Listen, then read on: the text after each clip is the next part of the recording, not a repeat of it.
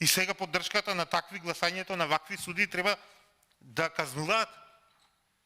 Убаво си кажала женава Билјана Ивановска, председателка на антикорупцијска. Број 1 силно политичко влијание, број 2 ризик фактор политика на неказнивост. Број 3 нетранспарентност. Јака транспарентност покажавте овде со молчење. Побаравме од вас на почетокот на отпочнувањето со работа на оваа комисија да дојдат кандидатите и сами да ни се представат тука, да ни образложат своите кариери, да слушниме со што тоа заслужиле да бидат кандидати за уставни суди. Го одбивте и тоа. Ами нема правда, нема вир, велевте. А сега ви одговара ова нетранспарентност. Ви одговара со молчење да си носите одлуки и да му аминувате да му се завршуваат работите на вашите газди. Да му оди како подмачкано, а страмот се нафаќате да го носите вие. Со кревањето на рака во собранието на Република Македонија. И сето со молчење. Човек молчи кога е виновен, кога нема што да каже. И то јасно ви е вас, не дека ви е нејасно.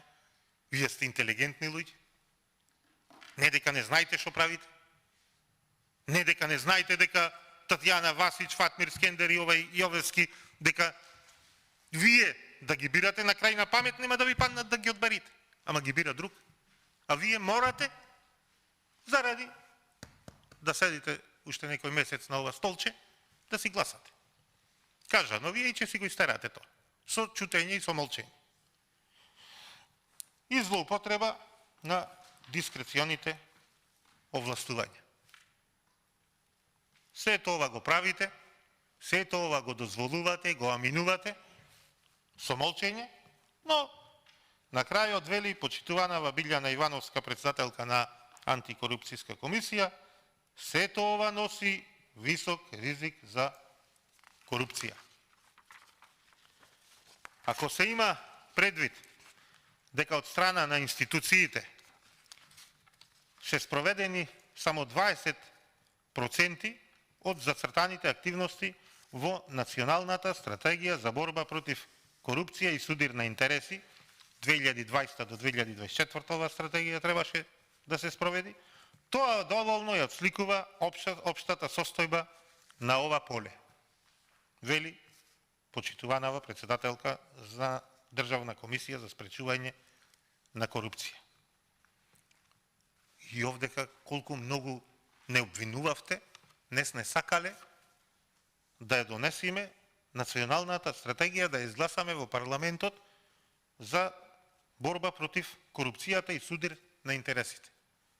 И тогаш, преку наши дискусии, а со ваша негација или одмолчување, помина оваа национална стратегија и не дека е лоша, е добра, има добри работи во незе.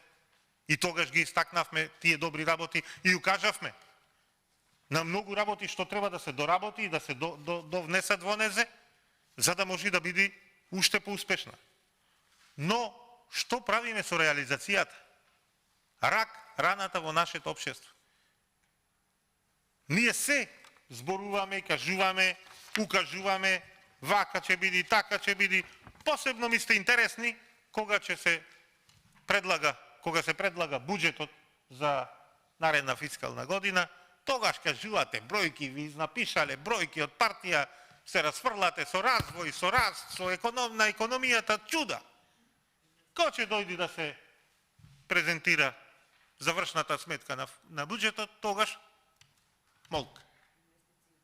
Така и сега. Што не зборувавте кога се носеше националната стратегија, ВМРО, ДПМН и коалицијата блокирале, обструирале, не се појавувале, на работа не иделе, платите не си ги заслужувале и после 2 години само 20% од зацртаните активности ги сработиле луѓето кои ги поставувате вие во институциите, кои ги назначува власт. Или не работа, или не ги бидува, сте поставиле погрешни луѓе, како што ги поставувате сега во, еве, за уставни суди, или не сакате да чепкате онаму каде што знаете дека не да смрди корни на криминал.